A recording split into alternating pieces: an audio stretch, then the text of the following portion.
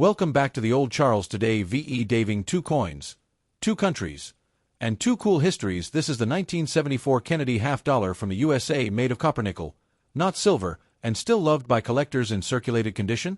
Worth around 50 cents to $1, but in uncirculated or proof. You might fetch up to $5 or more, and here's Australia's 50-cent coin, large, 12-sided, and made of copper nickel too. The round silver ones from 1966? They're real silver, but this one?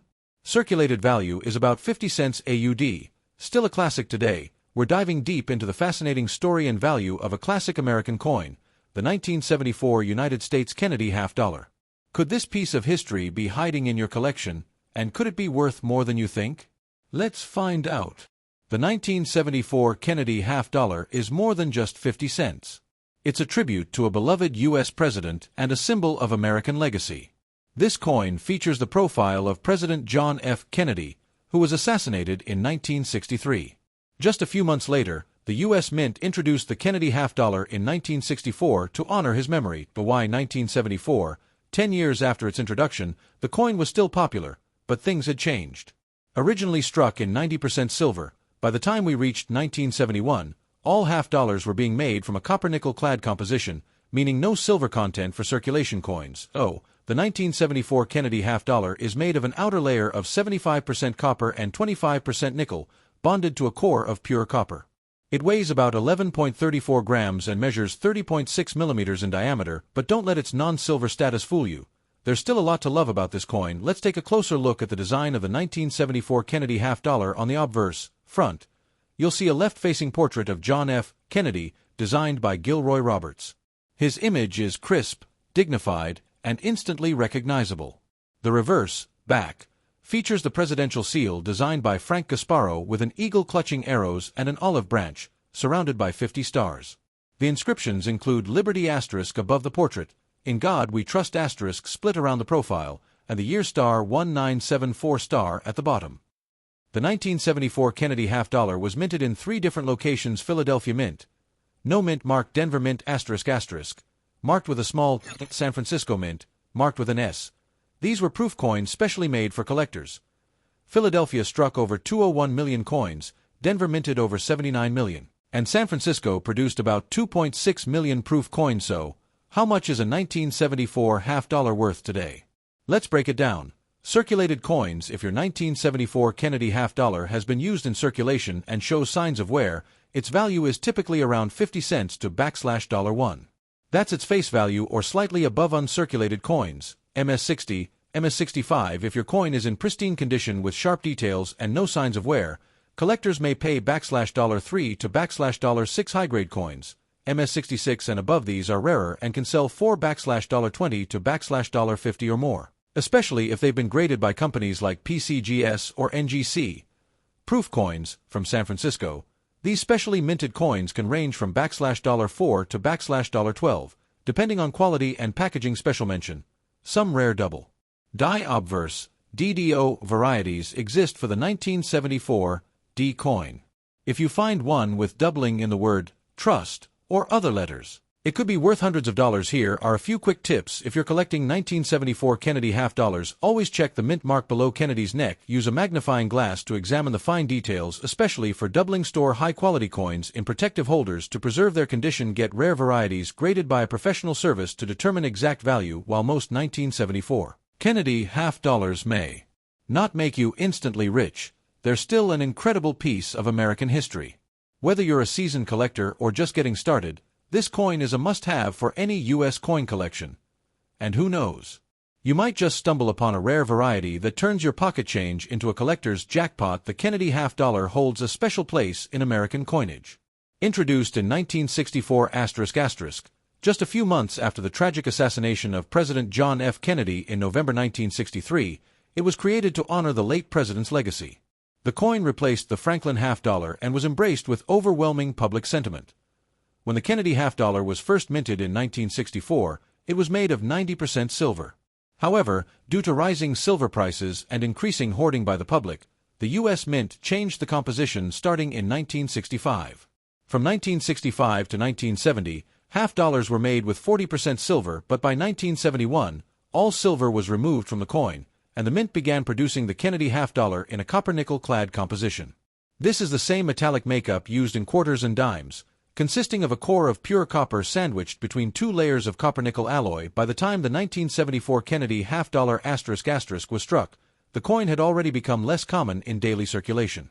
Many people were saving them as mementos or mistakenly believing they still had silver value. As a result, even though millions of 1974 half-dollars were minted, they were rarely seen in everyday use. In 1974, the Philadelphia Mint struck over 201 million coins, no mint mark. The Denver Mint struck about 79 million coins, marked with a D. The San Francisco Mint produced proof coins for collectors, marked with an S. There's no silver in regular 1974 half-dollars, but some collectors still believe they might be valuable due to the Kennedy image. That's why it's important to understand the actual metal content and condition when determining value.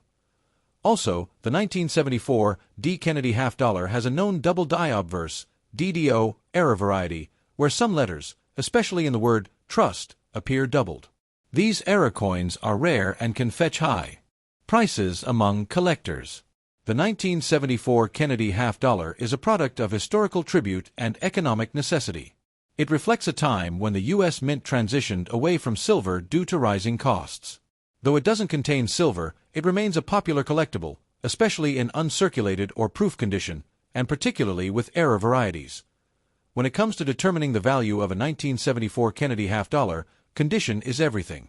Whether a coin is worth just its face value or hundreds of dollars depends largely on its grade and appearance. Most 1974 Kennedy half-dollars found today are circulated, meaning they've been used in everyday transactions. These coins show visible signs of wear, such as flattened or smooth details in Kennedy's hair-worn lettering and edges, dull or discolored surfaces, minor scratches or bag marks. In circulated condition, the coin is typically worth $0.50 to $1, unless it's a rare error variety. Uncirculated coins are those that were never used in circulation. They retain their original shine, called luster, and have sharp details, though they may still have MS66***$20, $50s67**$100 $100+, very rare. Some top-graded coins can fetch $200 or more, especially if certified. Proof versions were made at the San Francisco Mint for collectors. These coins have mirror-like backgrounds, frosted designs, sharp, high detail, features an S mint mark under Kennedy's neck in original packaging.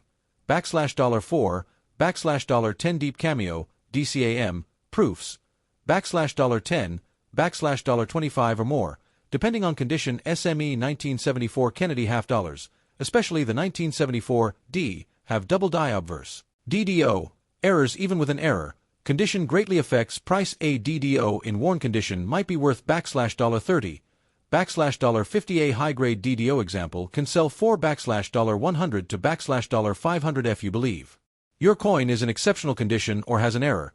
Consider getting it graded by a reputable service like PCGS or NGC. A certified coin often sells for significantly more. While most 1974 Kennedy half-dollars are common and only worth their face value, a coin in excellent condition or with a rare error can turn into a valuable collector's prize. Always check your coins carefully. You never know what hidden treasure you might be holding. Are you holding an Australian 50-cent coin from 1981 and wondering how much it's worth today? Is it just pocket change or a hidden treasure? Welcome back to Yamara, the channel where coins tell their story. Today, we're diving deep into the history, value, and collectability of the 1981 Australian 50-cent coin. Stick around, because you might just be surprised. To understand the value of this coin, we need to take a quick trip back to 1981, a big year in Australia's coinage history. The Royal Australian Mint was pumping out millions of coins, but something special was happening that year. The 50-cent coin had already established its distinctive 12-sided dodecagon shape, made from copper nickel, that's 75% copper and 25% nickel. But what's interesting is that in 1981, a large portion of these coins weren't just minted in Australia. They were also produced at two overseas mints, the Royal Mint in London and the Royal Canadian Mint in Ottawa, due to high demand. So, if you've got a 1981 50-cent coin, it could have been made on 3 different continents. Features the effigy of Queen Elizabeth II, designed by Arnold Mackin. Her portrait was used on Australian coins from 1966 until 1984, displays the Australian coat of arms, a kangaroo and emu standing on either side of a shield that represents each Australian state. This design by Stuart Devlin is iconic and still used today. Breakdown of minting locations: Canberra Mint 22.4 million *** London Mint 20 million, Canadian Mint 7.5 million. Because of these three different mints, subtle differences exist in coin details like the size of the denticles or the strike quality, and serious collectors are on the hunt for these variations. So while it's not rare in circulation, some specific mint marks or errors can be much more valuable. Let's talk about money.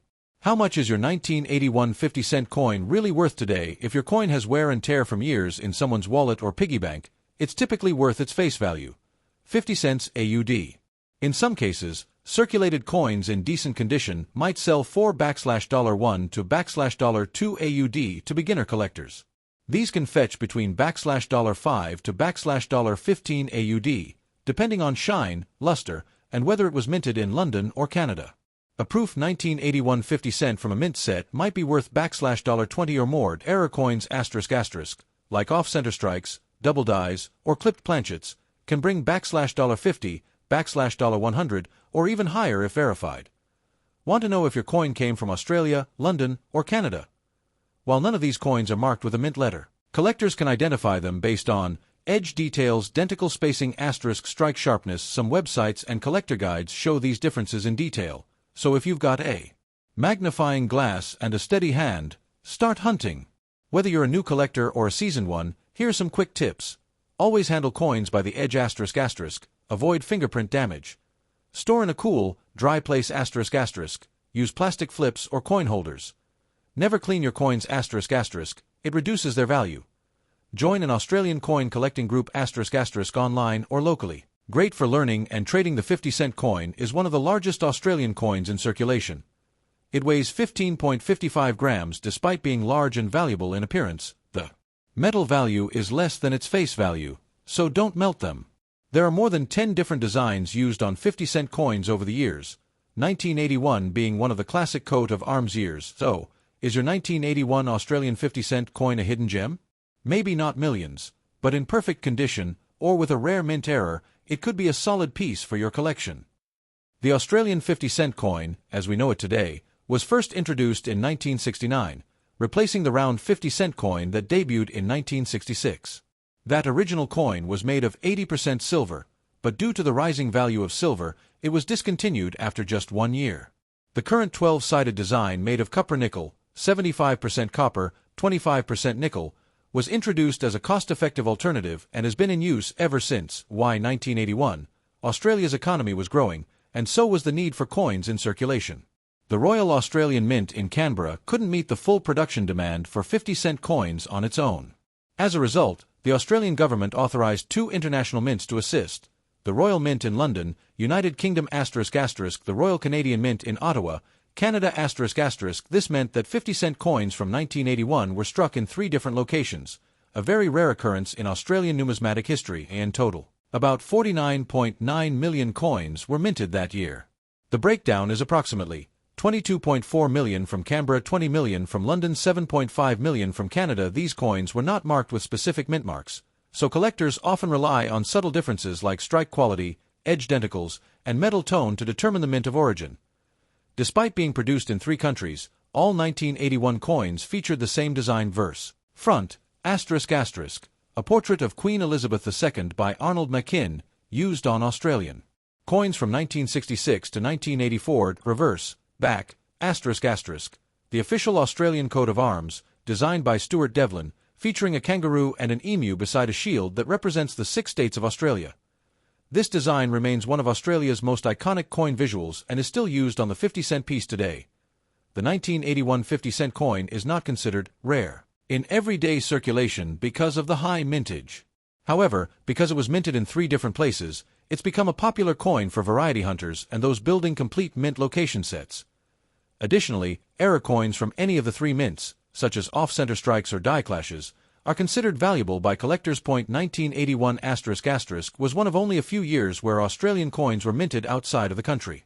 The 50-cent coin was struck in Australia, the UK, and Canada. The design remained consistent, but minor minting differences make it a fun and valuable target for coin collectors. Its historical uniqueness gives it lasting interest, even though it was produced in high numbers. Let's talk about something very important when it comes to coin collecting: condition. The condition of your 1981 Australian 50-cent coin can significantly affect its value in the collector's market. So how do we judge it? Coins are graded on a standard numerical and descriptive scale, ranging from poor to perfect. Here's a simplified version, specially struck for collectors, mirror finish, never circulated. Value, $15 to $30 AUD, especially if from a verified mint set. Use a magnifying glass or jeweler's loupe to look for wear on Queen Elizabeth's hair and crown, on the obverse, smoothness on the kangaroo and emu, on the reverse, scratches, dents, discoloration, or cleaning marks. Cleaning leaves microscopic scratches that destroy the coin's value and can be spotted by experienced collectors and dealers immediately. Store coins in airtight plastic holders or 2x2 cardboard flips. Keep them in a cool, dry place away from humidity. Handle coins only by the edges using gloves or clean fingers. So remember, two 1981 50-cent coins may look the same, but if one is scratched and dull while the other is sharp and shiny, their market values will be completely different. A coin in pristine condition will always catch the eye of a serious collector.